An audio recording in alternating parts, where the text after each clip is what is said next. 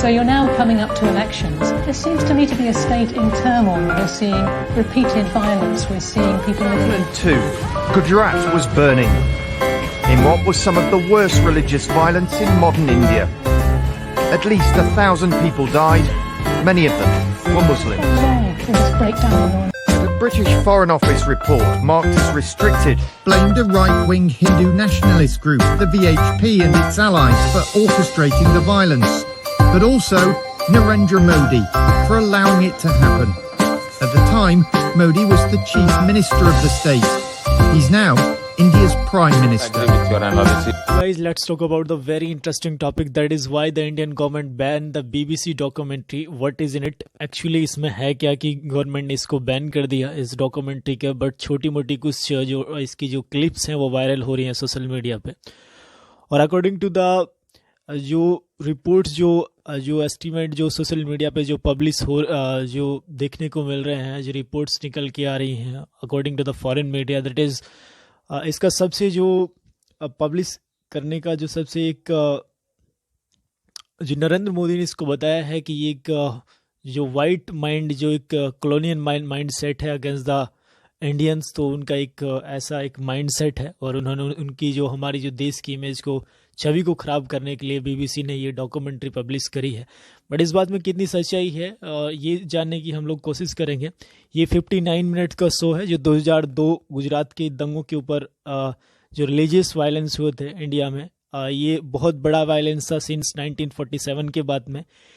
और ये एक जो उस टाइम जो दंगे हुए थे ये उसके बारे में बताता है कि हिंदू जो पिलग्रिम्स हैं in the northern state of Gujarat was set on fire and killed 59 people. The Muslim community was allegedly held responsible for the incident, leading to highlight and the retaliatory attack and further death of over 1,000 people, and major of the whom were Muslims.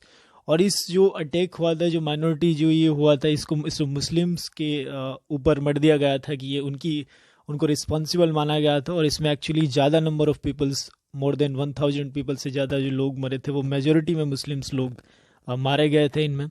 Rights took place after the under Modi watch who at a time was a Gujarat chief minister. ये जब मोदी उस time Gujarat के chief minister थे, ये उस time थे। हम report पढ़ रहे हैं द मैगजीन एक नाम का एक न्यूज़पेपर है, that is very responsible newspaper. Law and chilling the footage in the documentary reveal how the police stood by as a Hindu mob attack Muslim and religious attack took hold of the state. और इसमें ये भी reveal किया गया कि police किस तरह Hindu mob के साथ में खड़ी हुई थी रिलीजियस अटैक में। जब स्टेट में ये सब हो रहा था तो पुलिस जो है वो खड़ी दिखी विद द हिंदू जो कम्युनिटी के जो लोग हैं उनके साथ में दिखी। तो नंबर एक तो फैक्ट यही है कि पुलिस उनके साथ खड़ी हुई थी और पुलिस ने रोकने की दंगे को कोशिश नहीं करी। And in India and abroad, the question about the Modi complicity in betting the violence have generated controversy for a decade, but the BBC documentary goes a step further in highlighting his roles through expert commentary. It revealed that a previously unpublished report from the British Foreign Office held Modi directly responsible for the climate of impunity. यानी British की इस report ने जो unpublish है India में, इसने clearly responsible माना है प्राइम मिनिस्टर नरेंद्र मोदी को फॉर क्लाइमेट इम्प्यूनिटी, मतलब मौसम बिगाड़, जो इस तरह का जो वातावरण जो खराब हुआ था, दैट एनेबल्ड द वायलेंस, जिसने इस वायलेंस को एनेबल किया था, and said it had all the hallmarks of an ethnic cleansing, और यही इसका इस तरह से एथनिक क्लेंसिंग हुआ था।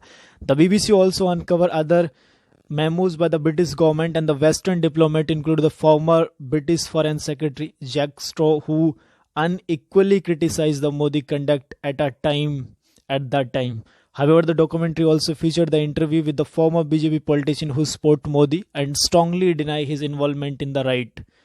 कुछ BBC ने जो बीजेपी के कुछ लीडर से भी इंटरव्यू किया है, उन्होंने हालांकि इस चीज़ को डिनाई किया है involvement of prime minister Narendra Modi in this attack of 2001 जो गुजरात का राइट हुआ था, 2002 गुजरात का जो राइट हुआ था। The Indian supreme court verdict इन 2013 2013 में सुप्रीम कोर्ट का एक वर्डिक्ट आया था which state that there was insufficient evidence to prosecute him, कोई ऐसे एफिशिएंट एविडेंस नहीं है जो इस केस को प्रोसिक्यूट कर सके, एंड देयरफॉर सुप्रीम कोर्ट ने प्राइम मिनिस्टर नरेंद्र मोदी को क्लीन चिट दे दी थी 2013 में।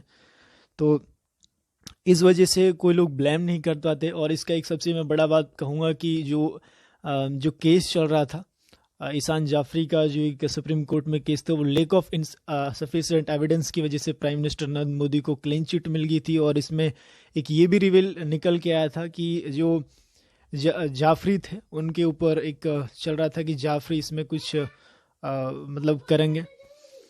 जाफरी एक बहुत ही इम्पोर्टेंट जो किरदार थे, जो जिन्होंने उस टाइम जब उनकी डेथ हुई थी, डेथ होने से पहले उन्होंने कोशिश करी थी उस टाइम जो चीफ मिनिस्टर थे प्राइम मोदी साहब, उनसे कांटेक्ट करने की कि वो उनसे बात कर सके। तो उनकी तरफ से पॉजिटिव रिस्पांस नहीं आने की वजह से उन्होंने कहा था जाफरी साहब ने कि मैं, अगर वो कांग्रेस एमपी थे, कि अगर उनको मारने से इस मॉब को संतोष मिलता है तो मैं खुद बाहर आ जाता हूं। तो उन्होंने खुद को सेक्रीफाइस किया, फिर उसको बुरी तरह से ब्रूटली असोल्ट करके मारा गया था और मौत के घाट उतार दिया था।